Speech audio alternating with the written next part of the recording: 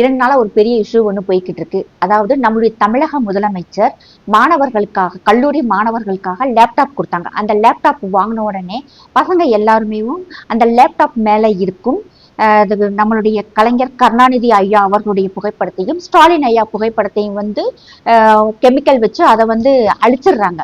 அது வந்து நிறைய சோசியல் மீடியாவில் எல்லாமே வந்து வைரலா போய்கிட்டு இருக்கு. அது மட்டும் இல்லாம நீங்க லேப்டாப் கொடுத்துட்டீங்க, ஆனா நாங்க வந்து உங்களுக்கு ஓட்டு போட்டுருவோம்னு நினைக்காதீங்க, நாங்கெல்லாம் வந்து ஓட்டு போட மாட்டோம் அப்படின்னு சொல்றாங்க. இது வந்து அவங்களுடைய உரிமை. இப்ப இதுல என்ன ஒரு இஷ்யூனா, நிறைய பசங்க யாருக்குமே வந்து அந்த போட்டோஸ் இருக்கிறது வந்து பிடிக்கல, அதனால வந்து எல்லாரும் வந்து அழிச்சிடுறாங்க. இப்ப இதுல என்ன ஒரு பெரிய இஷ்யூ போய்கிட்டு இருக்குன்னா, பசங்க வந்து அவங்களுக்கு லேப்டாப் கொடுத்தாச்சு, அது வந்து அவங்களுடைய லேப்டாப் வாங்கின பசங்க நிறைய பேர் அழிக்கிறாங்க. நிறைய பேர் வந்து நடிகர் விஜய் அவர்களுடைய ஃபேன்ஸா இருக்கிறதுனால அவருடைய போஸ்டரை வந்து அந்த லேப்டாப்பினுடைய கவரை வந்து மாத்தி விஜய் அவர்களுடைய போஸ்டரை வந்து ஒட்டிடுறாங்க. இது அவங்களுடைய விருப்பம். லேப்டாப் அவங்களுக்காக கொடுக்கப்பட்டது. இது ஒண்ணு தமிழக முதலமைச்சர் தன்னுடைய சொந்த காசுல வாங்கி கொடுக்கல. இது வந்து மக்களுடைய வரி பணத்துல மாணவர்களுக்காக செய்யறாங்க. அதே மாதிரி ஸ்காலர்ஷிப்பும் அப்படித்தான். இதனமா அவங்க சொந்த காசை கொடுத்த மாதிரி நீங்க அழிக்க கூடாது. அழிச்சாங்கன்னா அதாவது லேப்டாப்க்கு கொடுக்கப்படும் வாரண்டி வந்து இல்லாம போயிடும் அப்படின்னு சொல்லிட்டு எல்காட் நிறுவனம் சொல்லுது. எல்காட் நிறுவனம் சொல்றதுக்கு என்ன உரிமை இருக்கு?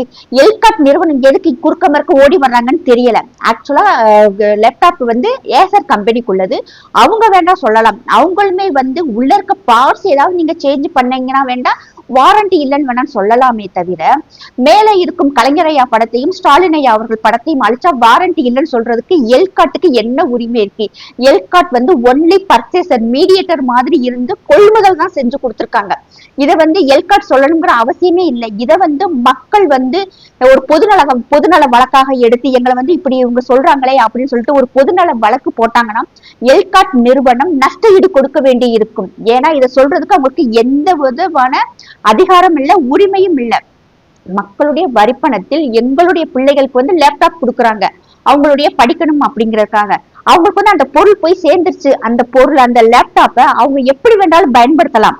இது வந்து நீங்க வாங்கிட்டு இதெல்லாம் செய்யவே கூடாதுன்னு சொல்றது வந்து நாகரிகமான செயலே இல்லை.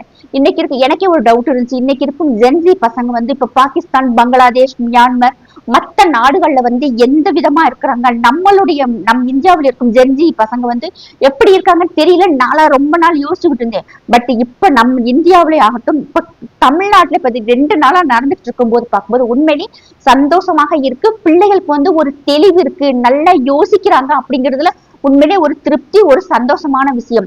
ஏன்னா நான் இந்த போட்டோவை அழிச்சதுக்காக சொல்லல, அவங்களுடைய புரிதல் நான் நினைக்கிறேன். அதாவது அதுல வந்து நம் தமிழ்நாடோட லோகோ மட்டும் இருந்திருந்தா கண்டிப்பாக இன்றைக்கு இருக்கும் மாணவர்கள் அந்த செயலை கண்டிப்பாக செஞ்சிருக்கவே மாட்டாங்க. அவங்க பாட்டுக்கு அவங்க வேலையை பார்த்துட்டு போயிருப்பாங்க.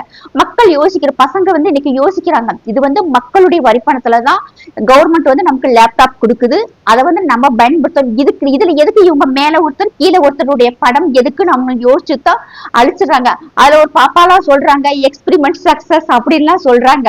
உண்மையிலேயே அவங்களுக்கு வந்து அதுல வந்து அவங்களுக்கு பிடிக்கல, அதனால விட்டுணும். இப்ப ஒண்ணும் இல்ல, ஜெயலலிதா அம்மா இருக்கும்போது வந்து மக்களுக்கு மிக்சி, கிரைண்டர் எல்லாம் கொடுத்தாங்க. அவங்க கொடுக்கும்போது இதுல நீங்க இட்லிக்கு மட்டும்தான் மாவு அரைக்கணும், தோசைக்கு மட்டும்தான் மாவு அரைக்கணும்னு சொல்லி கொடுக்கல. எங்க இஷ்டம். அதுல நாங்க பருத்தி கொட்டா புண்ணாக்கும் போட்டு ஆட்டி மாட்டுக்கும் கொடுப்போம், மாவாட்டி நாங்க இட்லி தோசையும் சுட்டு கொடுப்போம். அது எங்களுடைய உரிமை. அதே மாதிரி லேப்டாப் கொடுத்தாச்சு, அதோட உங்களுடைய வேலை முடிஞ்சிருச்சு.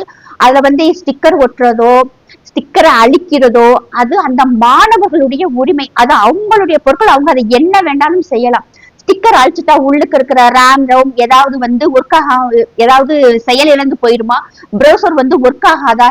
இதெல்லாம் என்ன ஒரு சுத்த முட்டாள்தனமாக இருக்கு. இன்னைக்கு இருக்கும் பசங்க உண்மையிலே தெளிவாக இருக்கிறது நினைக்கும் போதேவும் உண்மையிலே சந்தோஷமா தான் இருக்கு. மக்களுக்கு என்ன கேள்வினா, அதாவது கவர்மெண்ட் மக்களுடைய வரிப்பணத்தில் நீங்க லேப்டாப் கொடுக்குறீங்க, எதுக்கு இந்த படம் அப்படின்னு சொல்லிதான் கேட்கறாங்க. ஒண்ணும் இல்ல, இன்னைக்கு இருக்கும் ரேஷன் பொருட்கள் இந்தியா முழுவதும் 140 கோடி மக்களுக்கும் வழங்கும் ரேஷன் பொருட்கள் வந்து சென்ட்ரல் கவர்மெண்ட் தான் பணம் கொடுக்குறாங்க. எங்கேயாவது ஒரு இடத்துல மோடி அவர்களுடைய பாரத பிரதமருடைய படம் எங்கேயாவது பார்த்திருக்கோமா? ஜல்ஜீவன் திட்டம் மத்திய அரசு கொண்டு வந்தது, அதுல எங்கேயாவது பாரத பிரதமர் மோடி அவர்களுடைய படத்தை நம்ம பார்த்திருக்கோமா? இன்னைக்கு எங்க பார்த்தாலும் ஹைவேஸ் தான். எந்தாவது ஒரு ஹைவேஸ்ல ஒரு ஓரத்துல மோடி அவர்களுடைய கட் அவுட்டோ, மோடி அவர்களுடைய போட்டோஸ் எங்கேயாவது நம்ம பார்த்திருக்கிறோமா? கோடிக்கான மக்களுக்கு ஃப்ரீயா வீடு கட்டி கொடுத்திருக்காங்க. இது எல்லாமே மோடி அவர்களுடைய வீடுன்னு சொல்லிட்டு எந்த வீட்டு முன்னாடியாவது மோடி அவர்களுடைய படத்தை பார்த்திருக்கோமா? நம்ம கோடிக்கணக்கான மக்களுக்கு ஃப்ரீ அக்கௌண்ட் ஓபன் பண்ணி கொடுத்திருக்காங்க. அந்த ஃப்ரீ அக்கௌண்ட்டுக்கு மேல எங்கேயாவது நம்ம பாரத பிரதமருடைய படம் இருக்கா? இப்படி மக்கள் மருந்தகம் அங்கெல்லாம் பார்த்தா மோடி மெடிக்கல்னு பேர் இருக்கும், ஆனா கண்டிப்பா அவருடைய படமே இருக்காது. ஆனா மக்கள் மருந்துகள் வாங்கி பயன்படுத்திக்கிட்டு இருக்காங்க. இது பிரதான் மந்திரி திட்டம், அதாவது பிரதம மந்திரியுடைய திட்டம்னு மட்டும்தான் இருக்குமே தவிர அதுல நரேந்திர தாமோதர் தாஸ் மோடின்னு சொல்லி எங்கேயுமே அவருடைய பெயர் இருக்காது. அதைத்தான் இன்னைக்கு இருக்கும் மாணவர்கள் புரிஞ்சுக்கிட்டாங்க, அதைத்தான் அவங்க அழிக்கிறாங்க. இது ஒரு பெரிய குத்த மாதிரி பேசிக்கிட்டு இருக்காங்க.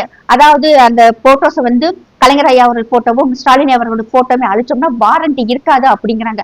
மாணவர்கள் என்ன சொல்றாங்கன்னா, எல்லாத்துலயும் ஸ்டிக்கர் ஒட்டினது போதும், வாரண்டியே எங்களுக்கு தேவையே இல்லை, வாரண்டி இல்லாட்டியும் பரவாயில்ல, அப்படிப்பட்ட மானங்கட்ட வாரண்டி எங்களுக்கு தேவையில்லைன்னு இன்னைக்கு இருக்கும் ஜென்சி பசங்க சொல்றாங்க.